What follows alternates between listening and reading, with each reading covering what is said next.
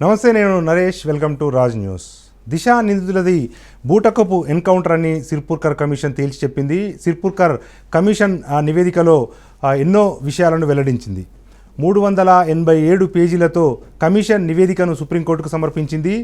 అయితే ఈ encounter fake ఎన్కౌంటర్గా Sirpurkar commission తేల్చి చెప్పింది. పోలీస్ మాన్యువల్కు విరుద్ధంగా విచారణ జరిగింది అని చెప్పి కూడా సిర్పూర్కర్ కమిషన్ అభిప్రాయాన్ని వ్యక్తం చేసింది. దిశ నిందితులను ప్రజాగ్రహాన్ని కట్టడి చేసేందుకే కాల్చి చంపారు అని చెప్పి కూడా సిర్పూర్కర్ కమిషన్ నివేదికలో తేటతెల్లం చేసింది. ఇక సిర్పూర్కర్ కమిషన్ నివేదికలో అంశాలకు సంబంధించి కానీ లేకపోతే సుప్రీంకోర్టు విచారణకు సంబంధించి కానీ మరింత సమాచారాన్ని మా రిపోర్టర్ ప్రణీత లైవ్ ద్వారా అందజేస్తారు. ప్రణీత, సిర్పూర్కర్ కమిషన్లో తేటతెల్లమైంది, దిశ నిందితులను కావాలనే పోలీసులు ఎన్కౌంటర్ చేశారు, అది ఫేక్ ఎన్కౌంటర్ అని చెప్పి కూడా సిర్పూర్కర్ కమిషన్ నివేదిక స్పష్టం చేసిన నేపథ్యంలో ఆ ఫేక్ ఎన్కౌంటర్లో పాల్గొన్న అధికారులకు కానీ లేకపోతే ఈ మొత్తం కేసుకు సంబంధించి కానీ ఎటువంటి చర్యలు ఉండనున్నాయి? పూర్తిగా సిర్పూర్కర్ కమిషన్లో ఇంకా ఏమేమి విషయాలు స్పష్టమయ్యాయి ప్రణీత? ఓవరాల్గా సిర్పూర్కర్ కమిషన్ ఇచ్చినటువంటి రిపోర్ట్ చూస్తే దాదాపు 383 పేజీలకు పైగా రిపోర్ట్ని ఈరోజు సుప్రీంకోర్టు షీల్డ్ కవర్లో వీళ్ళు సబ్మిట్ చేశారు. అయితే ఇందులో అనేక అంశాలు ప్రస్తావించారు. మొదట వీళ్ళు దాదాపు సాక్షులని నుండి విచారించిన తర్వాత వాళ్ళ నుండి తీసుకున్నటువంటి స్టేట్మెంట్స్ అన్నింటినీ కూడా పేరావైజ్ వివరిస్తూ వచ్చారు. మొదట దిశ అక్యూజ్డ్కి సంబంధించినటువంటి నిందితుల ఫ్యామిలీ మెంబర్స్ స్టేట్మెంట్స్ని రికార్డ్ చేశారు. దీంతోపాటు ఎన్కౌంటర్లో పాల్గొన్నటువంటి ఆఫీసర్లు ఎవరు, ఎందుకు ఎన్కౌంటర్కి దారి తీసినటువంటి పరిణామాలు ఏంటి, నిందితులను అదుపులోకి తీసుకున్నప్పటి నుండి ఎన్కౌంటర్ చేసే వరకు చోటు చేసుకున్నటువంటి అనేక పరిణామాలపైన సిర్పూర్కర్ కమిషన్ మొత్తం గ్రౌండ్ లెవెల్కి వెళ్ళి మొత్తం ఇన్వెస్టిగేషన్ అంతా కూడా చేసింది. అయితే ఎన్కౌంటర్ జరిగినటువంటి స్పాట్ని సైతం వీళ్ళు విజిట్ చేశారు. అక్కడ చటాన్పల్లి వద్ద దిశాని వీళ్ళు హతమార్చినటువంటి ప్లేస్తో పాటు అక్యూజ్డ్ని ఎన్కౌంటర్ చేసినటువంటి ప్లేస్ని సైతం మొత్తం గ్రౌండ్ లెవెల్లో ప్రతి ఒక్క అంశాన్ని కూడా పరిశీలించినటువంటి సిర్పూర్కర్ కమిషన్ ఈ ఎన్కౌంటర్ని ఒక ఫేక్ ఎన్కౌంటర్గా అభివర్ణించింది. అయితే దానికి సంబంధించినటువంటి అనేక అంశాలను ఈ కమిషన్ రిపోర్ట్లో ప్రస్తావించింది. సత్వర న్యాయం పేరుతో చట్టాన్ని చేతిలోకి తీసుకోవడం సరికాదు అనేటువంటి విషయాన్ని కూడా, ఒక స్టేట్మెంట్ని కూడా సిర్పూర్కర్ కమిషన్ ఈ రిపోర్ట్లో స్పష్టం చేసింది. దీంతోపాటు మొత్తం సరౌండింగ్స్ ఎన్కౌంటర్ జరిగినటువంటి ప్లేస్లో ఈ 4 నిందితులు చనిపోయినటువంటి ప్లేస్లో ఒక్క బుల్లెట్ కూడా ఆ ప్లేస్ నుండి ఐడెంటిఫై కాకపోవడాన్ని కమిషన్ పూర్తిగా తప్పుపట్టింది. దీంతోపాటు మొత్తం ఈ నవంబర్ 27వ తారీఖున దిశకు సంబంధించినటువంటి ఇన్సిడెంట్ జరిగితే డిసెంబర్ 6వ తారీఖున నిందితుల ఎన్కౌంటర్ జరిగింది. సో ఈ ఇన్ని డేస్ పాటు కూడా వీళ్ళని అటు షాద్నగర్ పోలీస్ స్టేషన్కి తరలించడం కావచ్చు, అక్కడి నుండి చెర్లపల్లి జైలుకి తరలించడం కావచ్చు, చెర్లపల్లి నుండి వీళ్ళని షాద్నగర్ కోర్టు కస్టడీకి అనుమతించిన తర్వాత ఒక సేఫ్ హౌస్ని పోలీసులు ఏర్పాటు చేసుకున్నారు. ఆ సేఫ్ హౌస్కి సంబంధించి గెస్ట్ హౌస్ పేరు ఈ కమిషన్ రిపోర్ట్లో చెప్పకపోయినప్పటికీ ఒక గెస్ట్ హౌస్ని మొయినాబాద్ సరౌండింగ్స్లో ఒక గెస్ట్ హౌస్ తీసుకున్నారు. అయితే ఆ గెస్ట్ హౌస్లో వీళ్ళని నిందితులందరినీ కూడా ఉంచారు.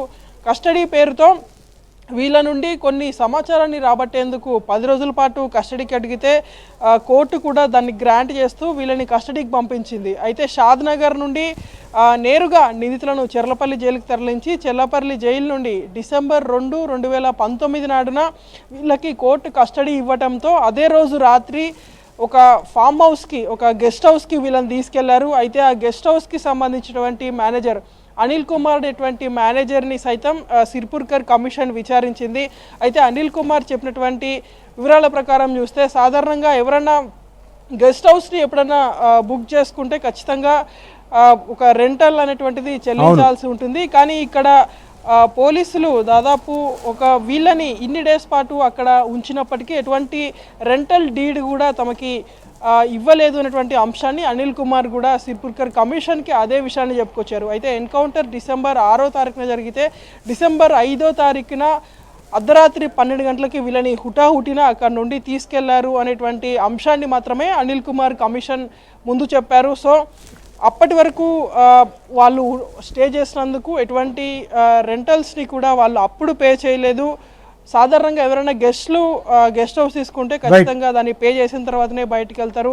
కానీ హుటాహుటిన వీళ్ళని తీసుకెళ్ళినటువంటి కారణంగా ఎక్కడ కూడా పే చేయలేదు. దీంతో పాటు ఇన్వెస్టిగేషన్ ఆఫీసర్స్ కూడా అక్కడికి వచ్చారు.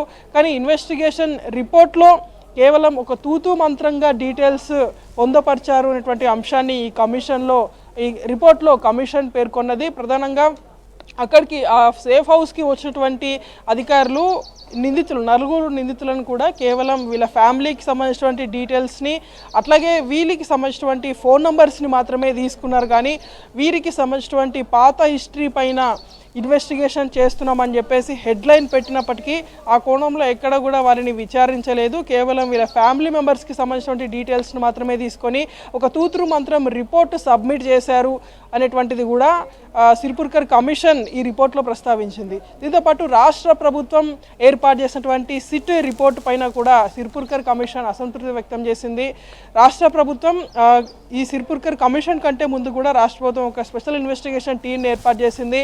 ఇప్పుడు రాచకొండ సిపిగా ఉన్నటువంటి మహేష్ భగవత్ ఆధ్వర్యంలో మొత్తం ఈ ఎన్కౌంటర్ కేసుకి సంబంధించినటువంటి ఇన్వెస్టిగేషన్ చేశారు. కానీ సిట్ కేవలం చెర్లపల్లిలో ఉన్నటువంటి నిందితులను తీసుకెళ్లి అక్కడ చటాన్పల్లిలో ఎన్కౌంటర్ చేసినటువంటి పీరియడ్ వరకు మాత్రమే ఈ సిట్ ఇన్వెస్టిగేషన్ రిపోర్ట్ ఉంది. కానీ దానికి ముందు చోటు చేసుకున్నటువంటి పరిణామాలు ఒక డీటెయిల్డ్ ఇన్వెస్టిగేషన్ చేయడంలో సిట్ విఫలం అయింది అనేటువంటి అంశాన్ని కూడా సిర్పూర్కర్ కమిషన్ ఈ రిపోర్ట్లో ప్రస్తావించింది. ప్రధానంగా నిందితులకు సంబంధించి అందులో జొల్లు శివ అనేటువంటి వ్యక్తి మైనర్గా ఉన్నాడు. ప్రస్తుతం అతడికి జువెనాలిటీకి సంబంధించి ఎటువంటి ఇన్వెస్టిగేషన్ని కూడా రాష్ట్ర పరిధిలో ఉన్నటువంటి సిట్ చేయలేకపోయింది అనేటువంటి అంశాన్ని కూడా ప్రస్తావించారు. సో ఇటువంటి ఆస్పెక్ట్స్ దాదాపు ఒక 15కు పైగా ఇటువంటి తప్పులను సిర్పూర్కర్ కమిషన్ వెతికింది. సో వాటన్నిటికీ సంబంధించి ఒక డీటెయిల్డ్ రిపోర్ట్లో దాదాపు 383 పేజెస్కి పైగా ఉన్నటువంటి ఈ రిపోర్ట్లో ఇటువంటి అంశాలన్నిటినీ కూడా వీళ్ళు చెప్పుకుంటూ వచ్చారు. సో ప్రస్తుతం ఈ రిపోర్ట్ అంతా కూడా ఇప్పుడు మళ్ళీ హైకోర్టుకు చేరనుంది కాబట్టి హైకోర్టులో మొదటి నుండి కూడా ఇన్వెస్టిగేషన్ జరగనుంది. సో ఇప్పుడు కమిషన్ సబ్మిట్ చేసినటువంటి ఈ రిపోర్టు పైన ఇరువురు సభ్యులు అటు పిటిషనర్ ఇటు రెస్పాండెంట్స్ తరపు న్యాయవాదులు కూడా మొత్తం తమ వాదనలు వినిపించబోతున్నారు. సో మళ్ళీ ఇది హైకోర్టుకి చేరిన తర్వాత ఇనీషియల్ స్టేజ్ నుండి కూడా ఇన్వెస్టిగేషన్ ఉండబోతుంది అనేటువంటిది కూడా తేలనుంది. మరోవైపు ఇప్పటికే పిటిషనర్ తరపు న్యాయవాదులు మాత్రం ఇప్పటికే ఢిల్లీలో వాళ్ళు సుప్రీంకోర్టు దగ్గర ఉన్నారు. వాళ్ళు కూడా కొన్ని కీలక స్టేట్మెంట్స్ చేశారు. ఒకవేళ ఎన్కౌంటర్ నిజమై ఉంటే కనుక కోర్టు కేసుని ఇక్కడే డిస్క్లోజ్ చేసేది. కానీ ఇది ఫేక్ ఎన్కౌంటర్ అని చెప్పేసి ఇన్ని పేజెస్ రిపోర్ట్ ఉంది కాబట్టే మళ్ళీ దీన్ని హైకోర్టుకి ట్రాన్స్మిట్ చేసింది. సో హైకోర్టు ఖచ్చితంగా ఈ గిల్ట్కి పాల్పడినటువంటి అధికారుల పైన ఎటువంటి చర్యలు తీసుకుంటున్నటువంటిది కూడా తేలాల్సింది. మరొక ముఖ్య అంశం ఈ ఎన్కౌంటర్లో పాల్గొన్నటువంటి 10 మంది అధికారుల పైన కూడా 302 సెక్షన్ ప్రకారం వీరిపైన మర్డర్ కేసు పెట్టాలంటూ కూడా కమిషన్ ఈ రిపోర్ట్లో సిఫార్సు చేసింది. మరి ఇది ఎంతవరకు అమల్లోకి వస్తుంది, మొత్తం దీనికి సంబంధించి అటు రెస్పాండెంట్స్ వాళ్ళు ఎటువంటి ఆర్గ్యుమెంట్ చేయబోతున్నారు అనేటువంటిది కూడా చాలా స్పష్టంగా తేలాల్సింది. అప్పుడు షాద్నగర్ ఏసీపీగా ఉన్నటువంటి సురేందర్ రెడ్డితో పాటు ఎన్కౌంటర్ స్పాట్లో ఉన్నటువంటి ఆఫీసర్స్ అందరి పేర్లను కూడా ఇన్వాల్వ్ చేస్తూ ఈ 10 మంది పైన కూడా 302 సెక్షన్ కింద కేసు పెట్టాలి అంటూ కూడా ప్రస్తుతం రిపోర్ట్లో చాలా స్పష్టంగా పేర్కొన్నారు.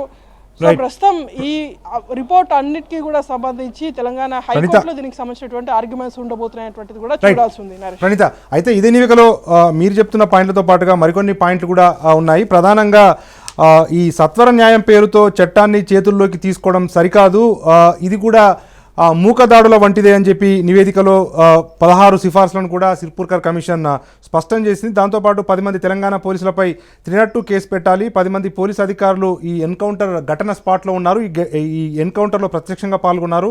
వారి పేర్లు నేను ఒకసారి చదివి వినిపించే ప్రయత్నం చేస్తాను. పోలీసు అధికారులు సురేందర్ రెడ్డితో పాటు నరసింహారెడ్డి, షేక్ లాల్, మదర్, సిరాజుద్దీన్, రవి, వెంకటేశ్వర్లు, అరవింద్ గౌడ్, జానకిరామ్, బాలు రాథోడ్, శ్రీకాంత్ ఈ నేరానికి పాల్పడ్డారు అని చెప్పి కూడా సిర్పూర్ కమిషన్ తేటతెల్లం చేసింది. వీరిపై ఐపీసీ 302 రెడ్ విత్ 34 ప్రకారం కేసు నమోదు చేయాలి, అంటే ఇది హత్యా నేరాన్ని పరిగణించాల్సి ఉంటుంది అని చెప్పి కూడా సిర్పూర్కర్ కమిషన్ తేటతెల్లం చేసింది.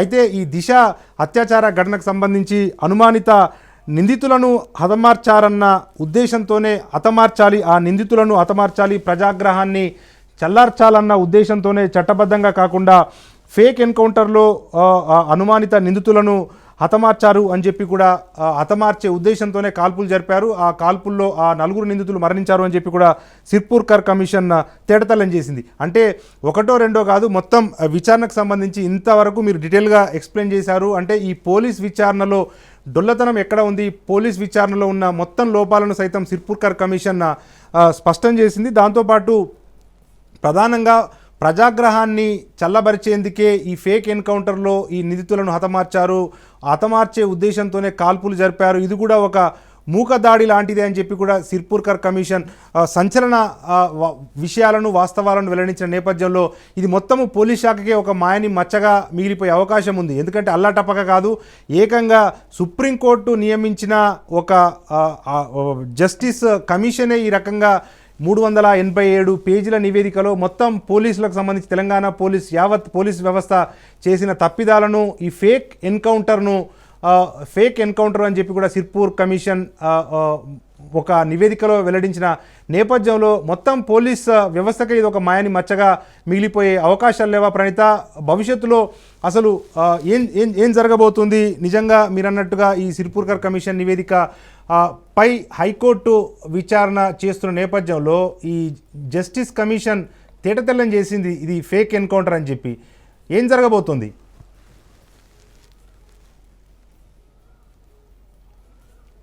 ఖచ్చితంగా తెలంగాణ పోలీస్ శాఖకి మొత్తం ఈ సిర్పూర్కర్ కమిషన్ రిపోర్ట్ అనేటువంటిది ఒక దెబ్బగా మనం చెప్పచ్చు. ఎందుకంటే మొదటి నుండి కూడా ఎన్కౌంటర్ జరిగినటువంటి రోజు నుండి కూడా అనేక ఆరోపణలు ఎన్కౌంటర్ పైన వచ్చాయి. చాలా వరకు కొంతమంది ఈ నిందితులను చంపినందుకు బాగైందని చెప్పేసి కొంతమంది ప్రజలు ఆ రోజు చటాన్పల్లి వద్ద ఒక పెద్ద సంఖ్యలో జనాలు అక్కడికి చేరుకొని పోలీసులను ప్రైజ్ చేసినటువంటి ఘటనలు కూడా మనం చూసాము. అట్ ద సేమ్ టైం పోలీసులు జరిపినటువంటి ఎన్కౌంటర్ పైన అదే రీతిలో వ్యతిరేకత కూడా ఎదురైంది. పోలీసులు చట్టాన్ని తమ చేతిలోకి తీసుకున్నటువంటి రైటు పోలీసులకు కూడా లేదు. ఏమైనా ఉంటే కోర్టులు నేరస్తులకు శిక్షలు వేస్తాయి, కోర్టులే శిక్షించడానికి ఉన్నాయి, కానీ పోలీసులకు అటువంటి అధికారం లేదు అనేటువంటి అంశాన్ని సైమల్టేనియస్గా తెర మీదకి తీసుకొచ్చారు. సో ప్రస్తుతం అప్పుడు అదే అంశాన్ని కోట్ చేస్తూ అటు తెలంగాణ హైకోర్టులో సైతం చాలా వరకు పిల్స్ దాఖలయ్యాయి. మొత్తం పోలీసు జరిపినటువంటి ఈ ఎన్కౌంటర్ అంతా కూడా ఒక ఫేక్ ఎన్కౌంటర్ అనేటువంటిది అభివర్ణిస్తూ దానికి సంబంధించినటువంటి చాలా వరకు ఆధారాలను కూడా కోర్టు ముందు పెట్టారు. సేమ్ టైం ఇప్పుడు తెలంగాణ రాష్ట్ర ప్రభుత్వం ఏర్పాటు చేసినటువంటి సిట్ కూడా సైమల్టేనియస్గా అటు సుప్రీంకోర్టు ఏర్పాటు చేసినటువంటి కమిషన్ ఈ రెండు సైమల్టేనియస్గా విచారణ చేసినప్పటికీ చాలామంది అటు బాధితుల కుటుంబ సభ్యులు, ఒకవైపు దిశకు సంబంధించినటువంటి కుటుంబ సభ్యులు కావచ్చు, మరోవైపు దిశ హత్యకు పాల్పడినటువంటి నిందితుల స్టేట్మెంట్స్, వాళ్ళకి సంబంధించిన కుటుంబ సభ్యుల స్టేట్మెంట్స్ కావచ్చు. సో అన్నిటినీ రికార్డ్ చేశారు పోలీసులు. సిట్ దగ్గర మొత్తం అంతా సాఫీగానే జరిగిపోయిందని అనుకున్నారు, కానీ సుప్రీంకోర్టు ఏర్పాటు చేసినటువంటి సిర్పూర్కర్ కమిషన్ అందులో ఉన్నటువంటి లొసుగులను బయటికి తీసింది.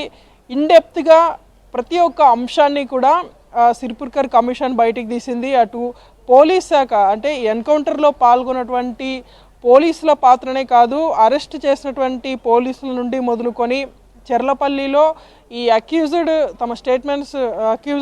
స్టేట్మెంట్స్ తీసుకున్నటువంటి అధికారి దగ్గర నుండి చటాన్పల్లిలో ఫైర్ ఓపెన్ చేసినటువంటి ఆఫీసర్ల వరకు అందరి స్టేట్మెంట్స్ని కూడా రికార్డ్ చేసింది. ప్రతి ఒక్క అంశాన్ని కూడా భూతద్దంలో పెట్టి చూసింది. ఎక్కడ లొసుగు ఉంది, ఎక్కడ వీళ్ళు మిస్కమ్యూనికేట్ అయ్యారు అనేటువంటి ప్రతి ఒక్క అంశాన్ని కూడా సిర్పూర్కర్ కమిషన్ ప్రస్తుతం వాటన్నిటినీ కూడా ఐడెంటిఫై చేసి మొత్తం ఆ అంశాలు అన్నింటినీ కూడా ఈ రిపోర్ట్లో పెట్టింది. ఈ 10 మంది ఆఫీసర్లు ఎవరైతే ఎన్కౌంటర్ స్పాట్లో ఆ రోజు ఫైర్ ఓపెన్ చేసినటువంటి ఆఫీసర్స్ ఎవరైతే ఉన్నారో ప్రస్తుతం వాళ్ళందరిపైన 302 రెడ్ విత్ కింద కేసు పెట్టాలని చెప్పేసి సిర్పూర్కర్ కమిషన్ సిఫార్సు చేసింది. సో వీళ్ళందరిపైన కూడా 302 పెడతారా లేదా అనేటువంటిది కూడా తేలాల్సి ఉంది. ఎందుకంటే ఒక వ్యక్తి ఏదైనా మరొక వ్యక్తిని చంపితే ఖచ్చితంగా 302 సెక్షన్ పెడతారు. సో ఇప్పుడు కూడా పోలీసులు ఈ నిందితులను చంపేటువంటి కుట్రకు వీళ్ళు పాల్గొన్నారు. ఈ 10 మంది అధికారుల పైన 302 పెట్టాల్సిందనేటువంటి అంశాన్ని సిర్పూర్కర్ కమిషన్ ఈ రిపోర్ట్లో ప్రస్తావించింది. కాబట్టి సో ఈ 10 మంది అధికారుల పైన ఇది పెడితే కనుక ఖచ్చితంగా తెలంగాణ పోలీస్ శాఖకి ఒక మాయని మచ్చగా ఇది ఉండే అవకాశం కనిపిస్తుంది. ఎందుకంటే గతంలో తెలంగాణలో చాలా ఎన్కౌంటర్స్ జరిగాయి. చాలా మందికి సంబంధించినటువంటి కొంతమంది మావోయిస్టులకు సంబంధించినటువంటి ఎన్కౌంటర్స్ కావచ్చు, కొంతమంది మావోయిస్టు సింపథైజర్స్కి సంబంధించినటువంటి ఎన్కౌంటర్స్ కూడా జరిగాయి.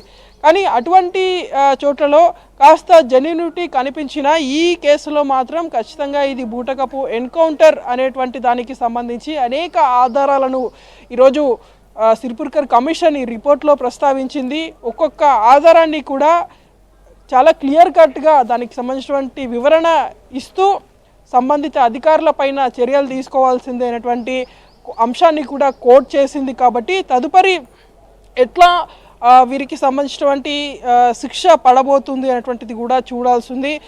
ఈరోజు సుప్రీంకోర్టు మాత్రం ఖచ్చితంగా ఇది హైకోర్టుకే వెళ్తుందని చెప్పింది. కాబట్టి హైకోర్టుకి ఇది ఎప్పుడొస్తుంది, మళ్ళీ హైకోర్టులో ఇన్వెస్టిగేషన్ స్టార్ట్ అయ్యి ఇప్పుడు సిర్పుర్కర్ కమిషన్ సబ్మిట్ చేసినటువంటి రిపోర్టు పైన వాదనలు జరగనున్నాయి. సో ఇన్ని ఆస్పెక్ట్స్తో ముడిపడి ఉంది కాబట్టే తెలంగాణ ప్రభుత్వం ఈరోజు సుప్రీంకోర్టులో ఒక కీలక రిక్వెస్ట్ సుప్రీంకోర్టుకు పెట్టుకుంది. ఎక్కడ కూడా ఈ సీల్డ్ కవర్లో ఉన్నటువంటి అంశాలు బహిర్గతం కాకుండా ఉండేలా చూడాలి అంటూ కూడా సుప్రీంకోర్టును రిక్వెస్ట్ చేసింది. కానీ సుప్రీంకోర్టును మాత్రం దాన్ని డిక్లైన్ చేసింది. ఖచ్చితంగా ఇది పబ్లిక్ సంబంధించినటువంటి ఒపీనియన్, మొత్తం పబ్లిక్ ఎంక్వైరీ కాబట్టి ఖచ్చితంగా బహిర్గతం అయ్యే తీరుతుంది అనేటువంటి అంశాన్ని సుప్రీంకోర్టు స్పష్టం చేసింది. అప్పుడు తెలంగాణ హైకోర్టు చీఫ్ జస్టిస్గా ఉన్నటువంటి హిమా కోహ్లీ, ఇప్పుడు సుప్రీంకోర్టు ఈ కేసు వచ్చేటువంటి డివిజన్ బెంచ్లో హిమా కోహ్లీ కూడా వన్ ఆఫ్ ద జస్టిస్గా ఉన్నారు. సో తాను చెప్తూ ఈ డైలాగ్ కూడా తను చెప్పింది, ఇది మొత్తం పబ్లిక్కి సంబంధించినటువంటి ఎంక్వైరీ, ఇది ఎక్కడ కూడా దీన్ని అంత కాన్ఫిడెన్షియల్గా పెట్టాల్సినటువంటి అవసరం లేదు అనేటువంటి వాక్యాన్ని కూడా తాను చేసేటువంటి సిచ్యువేషన్ చూడొచ్చు. అయితే దీనికి గవర్నమెంట్ తరపు వాదించేటువంటి అడ్వకేట్ గతంలో కొన్ని ఇష్యూస్ తీసుకొచ్చారు. కొన్ని అంశాలు షీల్డ్ కవర్లో కోర్టుకు సబ్మిట్ చేసినప్పుడు ఎక్కడా కూడా ఆ అంశాలను బహిర్గతం చేయలేదు కదా అనేటువంటి విషయాలను చెప్పుకొచ్చేటువంటి ప్రయత్నం చేసినప్పుడు ఎన్వి రమణ దాన్ని ఇన్వాల్వ్ అయిపోయి కొన్ని స్టేట్మెంట్స్ కూడా ఇచ్చారు. అది నేషనల్ ఇంటిగ్రిటీకి, నేషనల్ సెక్యూరిటీకి సంబంధించినటువంటి ఇష్యూ కాబట్టి అక్కడెక్కడ కూడా ఇన్వాల్వ్ అయ్యి తాము ఎక్కడ కూడా ఈ షీల్డ్ కవర్ ఉన్నటువంటి అంశాలు బహిర్గతం చేయొద్దని చెప్పాము. కానీ ఇప్పుడు ఇది ఒక పబ్లిక్ డొమైన్లో ఉంది, ఒక ఎన్కౌంటర్కి సంబంధించినటువంటి కేసు, ఇందులో కాన్ఫిడెన్షియల్గా ఉండాల్సినటువంటి అవసరం ఏది లేదు అనేటువంటిది చెప్పిన తర్వాత సో అప్పుడే ఈ రిపోర్ట్ అంతా కూడా బయటకు వచ్చింది. ఈ రిపోర్ట్లో మొత్తం తెలంగాణ పోలీస్ డిపార్ట్మెంట్కి సంబంధించి ఆ రోజు సైబరాబాద్ పోలీస్ కమిషనరేట్ పరిధిలో ఉన్నటువంటి అనేక మంది ఆఫీసర్స్, ఎన్కౌంటర్లో పాల్గొన్నటువంటి ఆఫీసర్స్, వాళ్ళందరికీ సంబంధించినటువంటి స్టేట్మెంట్స్తో పాటు వీళ్ళు ఏ విధంగా ఎన్కౌంటర్ చేశారు, ఏ విధంగా నిందితులను వీళ్ళు ఆ సేఫ్ హౌస్ నుండి చటాన్పల్లికి తీసుకెళ్ళి వీళ్ళు చేసినటువంటి చర్యనంతా కూడా మొత్తం క్లియర్ కట్గా ఈ రిపోర్ట్లో ఉంది. కాబట్టే తెలంగాణ ప్రభుత్వం తరఫున వీళ్ళు ఈ షీల్డ్ కవర్ ఓపెన్ చేయొద్దు అని రిక్వెస్ట్ చేసినట్టుగా కూడా మనకి చాలా స్పష్టంగా ఇక్కడ అర్థమైపోతుంది. నరేష్, రైట్. అయితే ప్రణీత, ప్రధానంగా నిజంగా వాళ్ళు హంతకులైనా లేకపోతే మృగాలైనా కూడా చట్టబద్ధంగానే కోర్టుల ద్వారా శిక్షలు వేయాల్సి ఉంటుంది. కానీ తక్షణ న్యాయం పేరుతోటి పోలీసులు చట్టాన్ని తమ చేతుల్లోకి తీసుకొని ఇక్కడ ఎన్కౌంటర్ చేసినట్టుగా కనిపిస్తుంది అన్న వ్యాఖ్యలు కూడా సిర్పుర్కర్ కమిషన్ నివేదికలో స్పష్టమవుతున్నాయి. కానీ తెలంగాణలో దాదాపు ఈ ఎన్కౌంటర్లపై పెద్ద ఎత్తున కూడా మానవ హక్కుల సంఘాలు కానీ లేకపోతే ఈ కార్యకర్తలు కానీ పెద్ద ఎత్తున పిటిషన్లు దాఖలు చేశారు. గతంలో ములుగు జిల్లాలో గతంలో మావోయిస్టుల పేరుతోటి వివేక్ శృతి అనే ఒక యువకుడిని కూడా పోలీసులు ఫేక్ ఎన్కౌంటర్లో కాల్చి చంపారు. ఆ తర్వాత జనగాంలో వికారుద్దీన్ది కూడా ఫేక్ ఎన్కౌంటర్ అని చెప్పి కూడా గతంలో ఎంఐఎం ఆరోపించింది. ఎందుకు అంటే ఈ తెలంగాణలో ప్రభుత్వ ఆదేశాలు లేనిది పోలీసులు ఈ రకంగా వ్యవహరించరు అని చెప్పి అభిప్రాయాలు వ్యక్తమవుతున్న నేపథ్యంలో ఎందుకు తెలంగాణలో పోలీసులు చట్టాన్ని తమ చేతుల్లోకి తీసుకొని సత్వర న్యాయాన్ని అమలు చేసే ప్రయత్నం చేస్తున్నారు తప్పించి చట్టపరంగా పూర్తి స్థాయిలో సాక్ష్యాలు కోర్టులకు సమర్పిస్తే ఈ దిశ అత్యాచార ఘటనలకు సంబంధించి ఆ నలుగురు నిందితులను కోర్టులే శిక్షించేవి కదా, కోర్టులే ఉరిశిక్ష చేసేవి కదా, అట్లా కాకుండా ఎందుకు ఓపిక లేకుండా ఈ పోలీసులు ఈ రకంగా వ్యవహరిస్తున్నారు? దీనికి సంబంధించి ఏం చెప్తారు ప్రణీత?